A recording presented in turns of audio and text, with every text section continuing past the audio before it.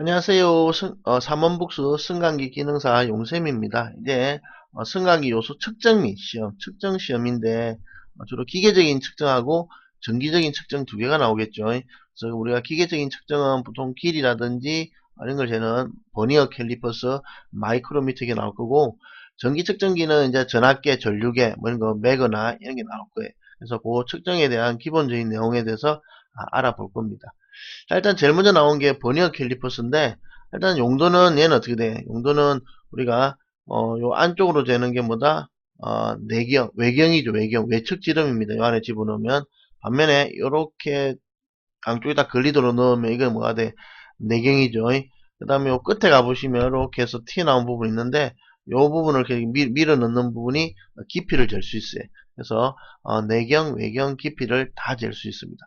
측정 범위는 얼마예요? 그러면 20분의 1mm니까 0.05mm까지 측정 가능한데, 요즘에 수동형도 있고 자동형도 있죠. 자동 같은 경우는 0.01까지 되는 것도 있고 0.1까지 되는 것도 있고 좀 여러 가지가 나와요. 근데 우리가 수동으로 된 거는 기본값이 0.05 이렇게 돼 있어요. 그래서 옛날에는 저도 하나 가지고 있는데, 옛날에 이게 되게 비쌌거든요. 근데 요즘에는 많이 싸져가지고 여러분도 하나 살려고 아마 인터넷 뒤적거리면 아마 만원 안쪽에서 충분히 구입을 할 수 있습니다. 어, 자, 그래서 밑에 있는 문제 보시면 버니어 캘리퍼스 사용하여 와이어로프의 직경 측정 방법으로 알맞은 것을 했을 때, 우리가 이게 직경, 외경으로 외경이죠. 외경. 지금 보시면 그래서 이게 외경을 재는 요게 되고, 그래서 답은 2번이겠죠. 그 다음에 재는 거는 로프는 어떻게 된다? 뾰족한 부분 요 사이를 잰다 했죠. 이렇게 요 사이를 재는. 그래서 이건 앞에도 한번 풀었던 문제니까 참고로 보시고, 그 다음에 저기 한 문제가 더 있는데, 버니어 캘리퍼스가 뭐가 있냐 그러면 종류를 물은 문제가 있어요. 종류는 M형하고 대표적인 게 그냥 C형이 있다고 기억하시면 돼. 그래서 M형하고 C형이 있고, 그러니까 M자로 시작하든지 C자로 시작하는 형이 있는데, 종류가 맞는 거를 물어가지고, 그래서 아마 CM형이 아마 답인가 그렇게 될 겁니다. 그래서 그 문제 하나만 그냥 기억하시면 되고, 이걸 MR이 뭐고 M2가 뭐고 CM이 뭐고 CB 이렇게까지 외울 필요는 없을 것 같아. 그래서 참고로 한번 보시고, 우리한테 필요한 거는 그냥 이거들보다 M자로 시작하는 형태와 C자로 시작하는 형태가 있구나. 여기 그만 기억을 좀 해두시면 될 것 같아요. 그 다음에 이제 마이크로미터는 여러분이 이거는 아마 중학교 때 다 배운 거죠. 여러분들이 진짜 놀랍게도 여기 기계 관련된 내용들은 여러분 중학교 과정에서 다 배우신 거예요. 그렇죠? 요거는 이제 마이크로미터는 주로 뭐 합니까? 요 사이에 끼우죠. 요 사이에. 요 사이에 끼워가지고 요 사이에 넣어서 깊이도 재고 내경도 재고 외경도 재는 그런 장치죠. 그래서 이제 먼저 나오는 게 마이크로미터 치수를 측정한 겁니다. 그래서 요거는 버니어 캘리퍼스가 오히려 측정하는 게 더 복잡하죠. 여러분들이 혹시나 버니어 캘리퍼스 측정하지 그거 모르시는 분 있으면 집에 굴러다니는 중학교 책을 한번 찾아보시든지, 아니면 인터넷에도 많이 있어요. 그래서 버니어 캘리퍼스도 나올 수 있습니다. 측정하는 그림이. 그래서 그것도 아마 한번 찾아가지고 한번 조카가 가지고 있는 중학교 책을 뺏으라도 한번 보십시오. 그래서 별 내용은 없는데 이 마이크로미터 오히려 더 쉬워요. 마이크로미터는 일단은 잘 안 보이는데 여기가 반 약간 더 물려 있어요. 반 약간 더 물려 가지고 여기가 어 5점에 여기가 6이죠. 여기가 7일 겁니다. 그렇죠? 7하고 여기 밑에 하나 더 물려 있어요.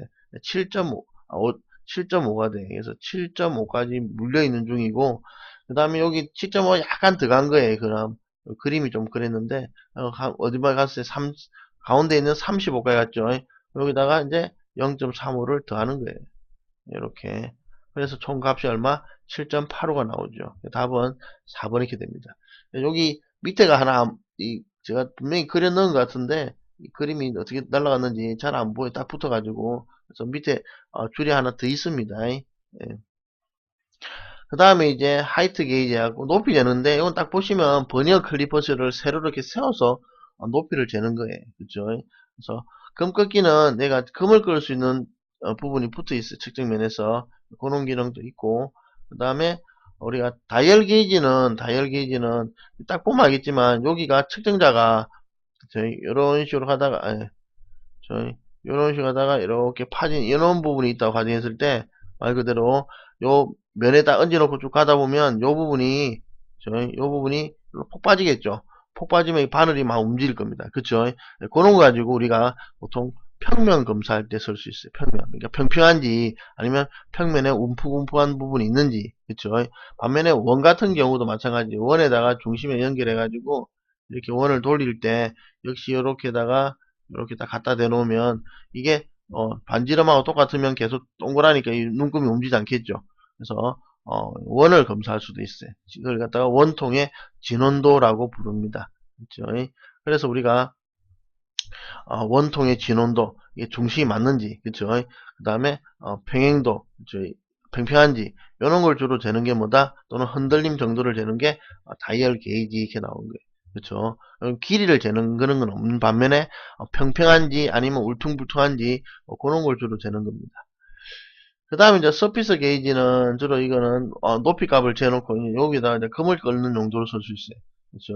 그래서 일정한 높이에 금을 긋든지 아니면 만약에 원을 그리면 어떻게 돼? 만약에 여기다가 원통을 이렇게 갖다 놓고 얘를 뱅글뱅글 돌리면 여기서 얘가 금을 쫙 동그랗게 꺼주겠죠. 이런 식으로. 그렇죠? 그래서 원통의 중심 구할 때도 쓸 수 있고 이놈은 그렇죠? 그 다음에 넘어서 한계 게이지 해가지고 우리가 한계 게이지는 우리가 검사할 때 주로 쓰는데 상한계하고 하한계를 정해놓고 쓰는 거예요.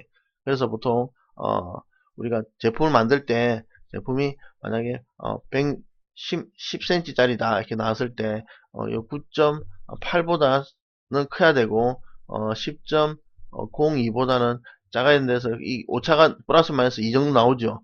이럴 때 보통 9.8짜리와 10.02짜리를 요런 스냅 게이지 같은 걸 갖다 놓고 고기 두 개 다 끼웠을 때 어떻게 돼?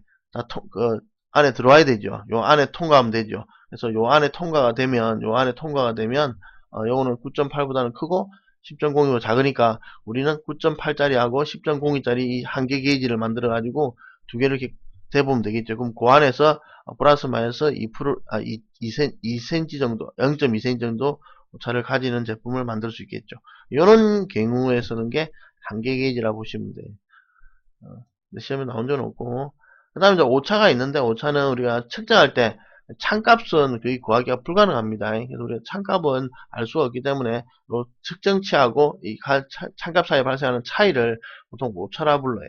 그래서 우리가 계산해서 나온 값이 있으면 그 값에 대해서 측정치하고 나온 값의 절대적인 값이 절대적인 오차가 되는 거죠. 근데 문제는 이제 과실에 의해서 실수를 했을 경우에 만약 계기를 취급할 때 부주에 생긴 오차로 5도 잘못 읽을 수도 있죠. 그 다음에 기록에 잘못 적을 수도 있죠. 이런 것 때문에 생긴 오차가 과실 오차가 될 겁니다. 그 다음에 이제 계통에 의해서 발생하는 오차인데 우리 측정기나 측정자의 기나 오차로서 그 크기 부호가 추정할 수 있고 보정할 수 있는 오차가 나오는데 일단은 계기 오차가 있어요. 계기의 불안전성에 의해서 생기는 오차입니다. 계기가 자체가 딱 정확하게 맞지 않는 경우도 있죠. 그 다음 환경 오차는 이제 온도 습도에 따라서 조금씩 변화가 생기겠죠. 그런 게 의해서 생기는 오차가 환경 오차. 그 다음 개인 오차는 개인의 습관입니다. 그래서 내가 딱 가운데 끼웠다고 끼웠는데 내가 이렇게 뭐랄까 이렇게 약간 삐딱하게 나는 평행으로 보는데 내 손은 삐딱하게 가 있는 거예요. 근데 그거는 이제 본인의 습관 때문에 생긴 오차는 어쩔 도리가 없는 거죠. 그런 것도 교통 오차라 봅니다. 그래서 네 번째는 이제 우연 오차는 이거는 우연히 생긴 거예요. 이거는 측정이 불균형해지고 완전히 제거할 수가 없습니다. 이거는 우연히 생긴 거라서 언제 생긴지 잘 몰라요. 측정할 때만 딱 생겼는데 나중에 보니까 이게 또 우연 오차만큼이 또 안 나와. 그래서 이건 아무리 보정하고 싶어도 보정할 수 없는 오차가 우연 오차입니다. 우연히 생긴 거예요. 그렇죠? 자, 그러면 이제 계측기 관련된 문제에서 우리가 환경적인 모양이나 관측 오차 잘못 본 거죠. 그런 거 생기게 되면 어떤 오차에서 발생합니까? 물으면 이거는 이제 우리가 환경적인 요인에 의한 환경 오차고 개인의 관측에 의해서 문제 생긴 것을 관측 오차로 본다면 계통 오차로 봐야겠죠. 이런 식으로 문제가 몇 개 있는데 많지는 않습니다만 뭐 나온 문제들만 한번 봐주시면 될 것 같아요. 그 다음에 이제 전기 계측 요소를 하는데 우리가 이건 좀 쉽죠. 제가 전기라서 좀 쉬운지 몰라도 전압계는 전압을 재는 기계죠. 그렇죠? 전압을 재는 기구나 그랬는데 우리가 아예 안 배웠는데 우리가 직렬 병렬이 있어요. 이거를 미리 잠깐 접근할게요. 우리가 직렬이라는 개념이 있고 병렬이라는 개념이 있어요. 이거 두 개를 좀 구별을 해주셔야 되는데 우리가 직렬은 일자로 쭉 간다고 생각하시면 돼. 그러면 여기서 10개가 지나가면 여기도 10개 지나가고 여기도 10개가 지나가겠죠. 그쵸? 그러면 지나가는 뭐가 안 변해? 그쵸? 전류가 안 변해. 그쵸?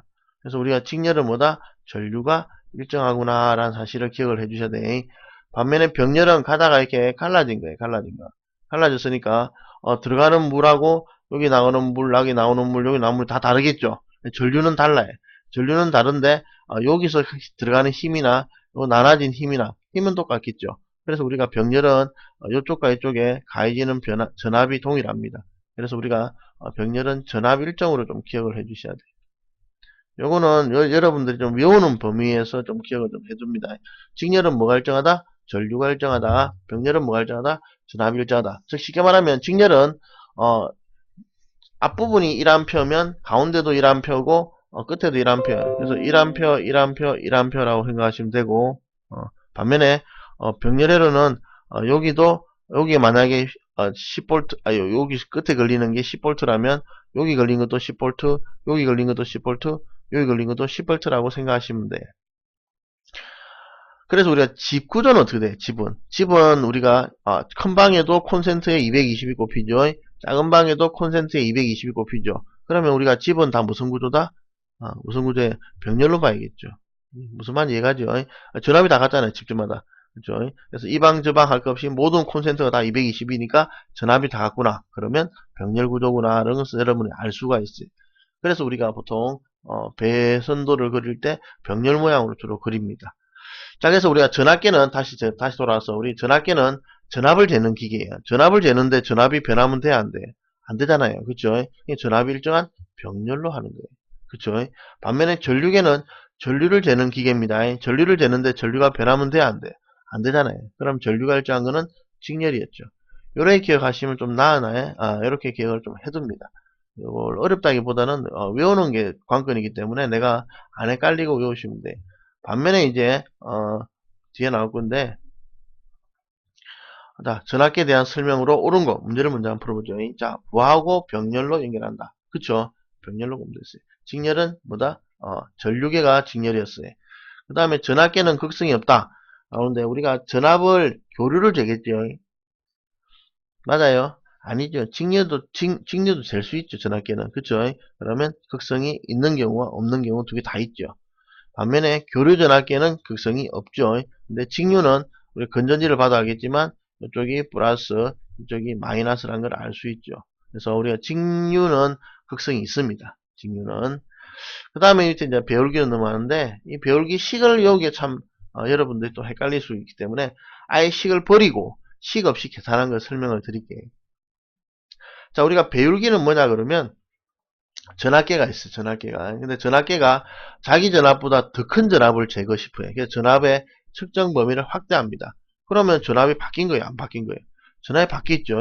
우리가 직렬은 전류는 일정하고 전압이 바뀌는 구조가 직렬입니다. 그래서 배울기는 전압이 바뀐 거기 때문에 직렬을 해야 돼. 반면에 밑에 나오는 분류기는 전류계에 붙입니다. 분류기는 전류계에 붙이는데 전류계에서 더 큰 전류를 재고 싶은 거예요. 그럼 전류가 바뀌어 버렸죠. 그러면 직렬이 안 되죠. 직렬은 전류가 같아야 되니까. 그래서 전류가 바뀌는 병렬로 좀 기억을 해주시면 좋을 것 같아요. 그렇죠? 그래서 이렇게 기억을 해둬서 한번 정리를 한번 해드릴게요. 한번 적어봅시다. 자,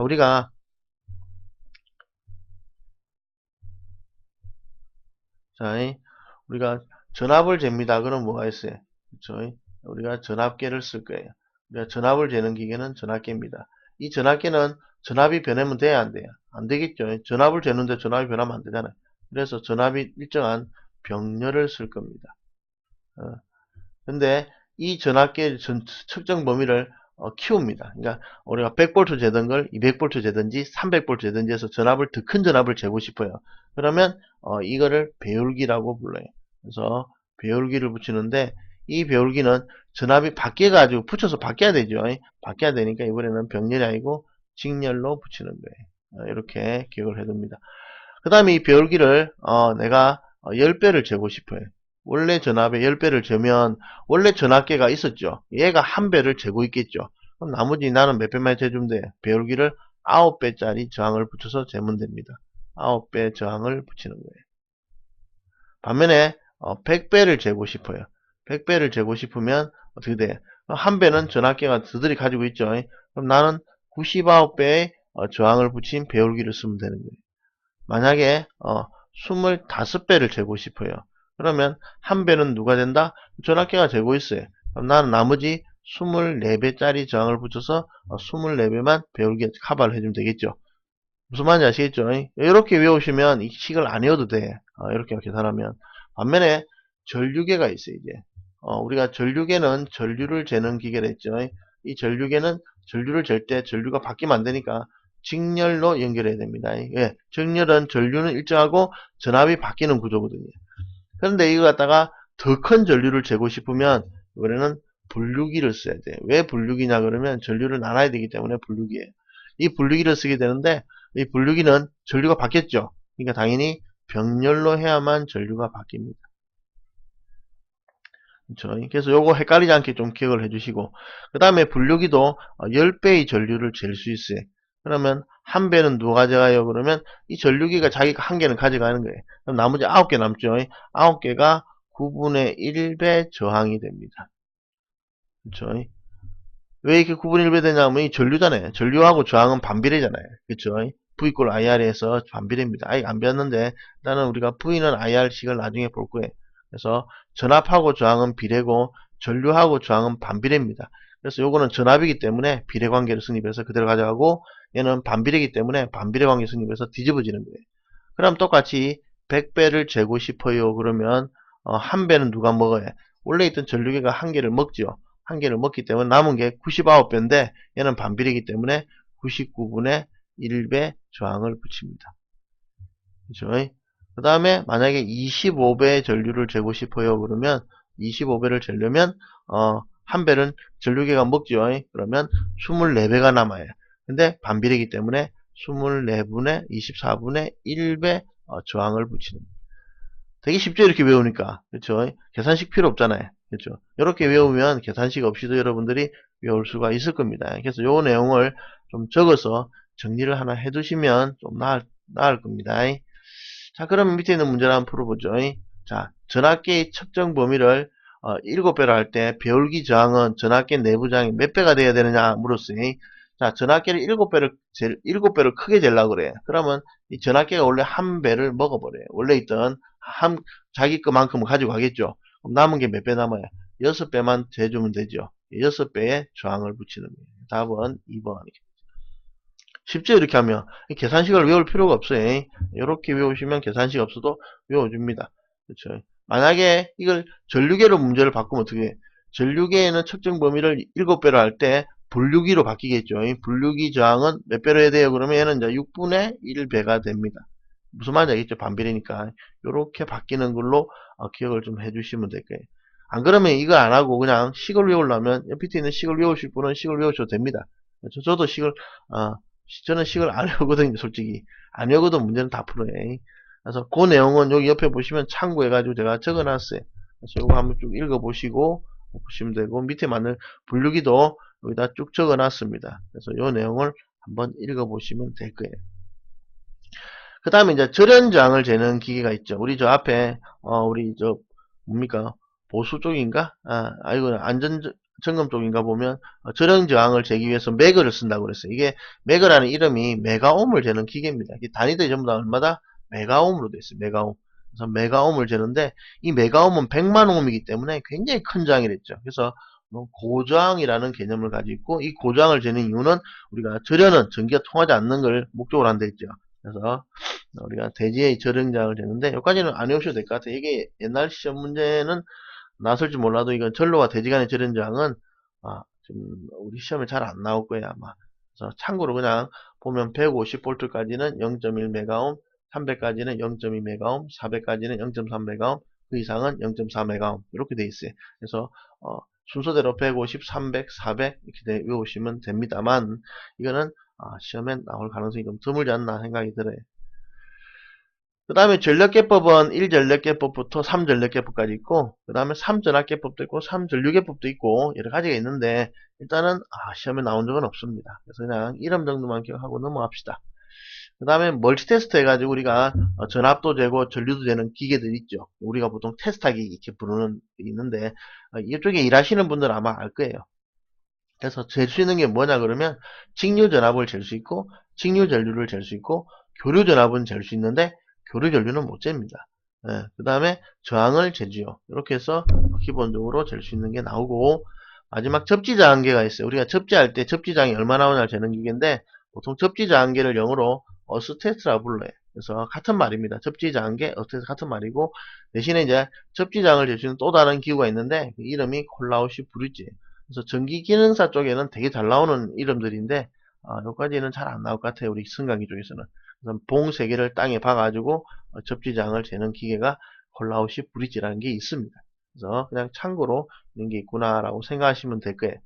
자, 여기까지 해가지고 우리가 3장 또 끝났습니다. 그래서 3장 내용은 우리가 이름하고 그 다음에 조금씩 나오는 그 내용들 뭐 측정 범위라든지 그 다음에 사용 용도라든지 그런 것만 좀 기억을 좀 해주시면 되고 이제 다음부터 이제 나올 전기는 되게 제가 어려울 거예요. 제가 쉽게 설명을 한다고 해도 상대적으로 어렵습니다. 그래서 제가 전기부터는 제가 좀 꼼꼼하게 좀 짚어드릴 거니까 되는 대로 좀 전기는 버리지 마시고 전기가 어떻게 보면 좀 쉬워요. 나중에 또 여러분들이 승강기 기능사 따고 전기 기능사를 가실 분이나 아니면 승강기 기사로 올라가실 분들은 전기 조기를 좀 해두시는 게 상대적으로 좀, 이렇게 좀 나을 수가 있습니다.